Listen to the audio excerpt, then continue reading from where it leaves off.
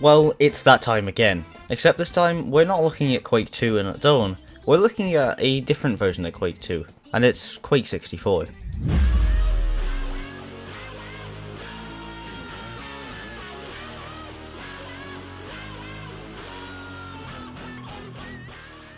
Quake 264 is probably the most odd Quake campaign I've ever played. Originally, it was made on the Quake 1 engine due to technical limitations seen on the Nintendo 64. However, the version of the game I played was through the Quake 2 re-release, which meant it was on the Quake 2 engine. This does give me a feeling that certain parts of this game, however, are not quite right, and they shouldn't be the way they are, due to it being on a different engine than it was originally made on. It was released on July 7th, 1999, and it was developed by, you guessed it, Midway Games. The same people who made Doom 64, Quake 164, and many other famous games that you know. But there's a lot of things I want to talk about with this game, so I'm not going to waste your time any further, let's get right into it. Computer updated.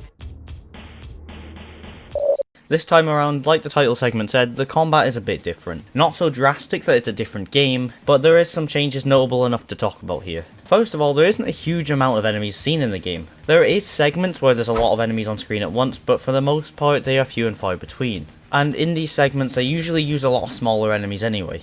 The reason for the lower enemy count and smaller enemies being used in larger areas is because the N64's cartridges probably wouldn't have been able to hold the amount of enemies that Quake 2 has normally. And unfortunately, because of the cartridge space, a lot of sacrifices need to be made with these FPS games on the Nintendo 64. Something else I thought was a bit odd about the game's combat is that you get a lot of the weapons really early on in the game. About halfway into my experience, I had nearly all of the guns. However, this didn't make the game any easier.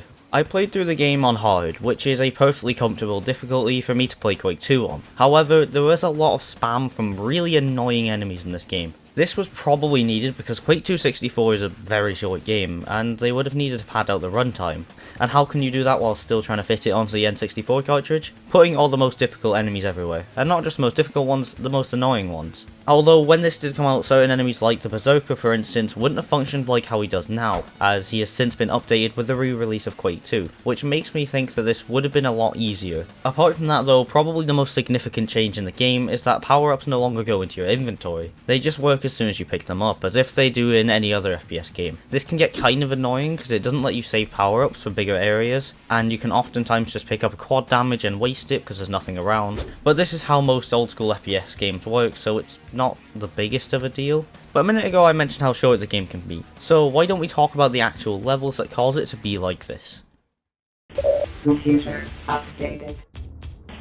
The levels in this game just seem like any other Quake 2 level, which is true to an extent. However, many of them are extremely short, especially when compared to the original Quake 2 levels, which are often really long. This, again, was done because of storage space on the cartridge, which isn't really the developer's fault. They was given a certain amount of storage to work with and they did what they could, so I can't really fault the game for that. But when I did first play the game, I was a little bit confused and kind of annoyed at how short the levels were. But having now finished the campaign, I don't really mind this that much, as it works quite well with how the enemies are placed around the level. I do think some levels are better than others. The opening levels are the best ones I think, and the later ones kind of start to feel like they drag on a bit. But there is still a lot of cool stuff here. There's a large portion of the game that takes you through a low gravity environment, which is something I really liked because I wanted more of that in Quake 2's original campaign. And for some reason this bit with like the purple liquid at the start of the game really sticks out in my mind whenever this game gets brought up, because I don't know why my brain associates the colour purple with the N64 FPS games. And that is probably because of Doom 64, I'm not going to lie.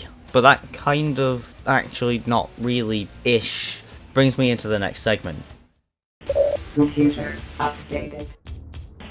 This game feels a bit different to Quake 2's base campaign in terms of its atmosphere, especially when you look at the music, as the music in this game is almost non-existent. You see, Quake 2 had fast, hard-hitting, industrial rock/metal tunes, and that doesn't change for most of the game's runtime.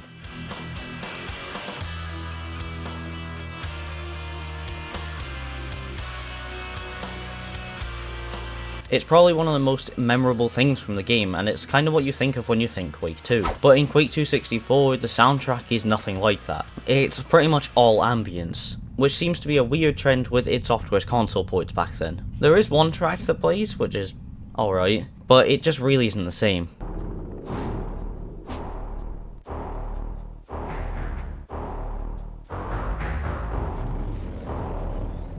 I appreciate the effort that probably went into making these ambient tracks, and I don't know how sound files really work in terms of how much space they take up, but I feel like maybe more detailed tracks would have taken more storage onto the cartridge. And if that's the case, then it is justified why the game's music is the way it is. However, I do wish there was more presence from the industrial rock and metal that was in Quake 2 Space Campaign.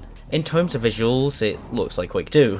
However, I do think there is some pretty cool imagery in the game, such as the previously mentioned but short-lived purple bit, this big elevator with the cogs turning as it moves up, which I thought was really cool, and I'm surprised they even got something like that to work and look that good on the Quake 1 engine originally. Along with that, much of the space station environments are really cool and interesting to look at, I think. Quake 2 even being on the N64 on its own is a big achievement, and whilst corners were cut and sacrifices were made, I do honestly think this is a pretty good game, and I highly recommend you to go play it if you haven't. I mean, it's not a very long game at all, it's only around 3 hours, at least from my experience, and that includes times where I was taking notes. But I feel like a large appeal of the game is the novelty of going back and playing this, and I'm glad that I finally had the opportunity to play it. If you'd like to watch more Quake 2 content from myself, then you can click on this video appearing right here on the full Quake 2 re-release.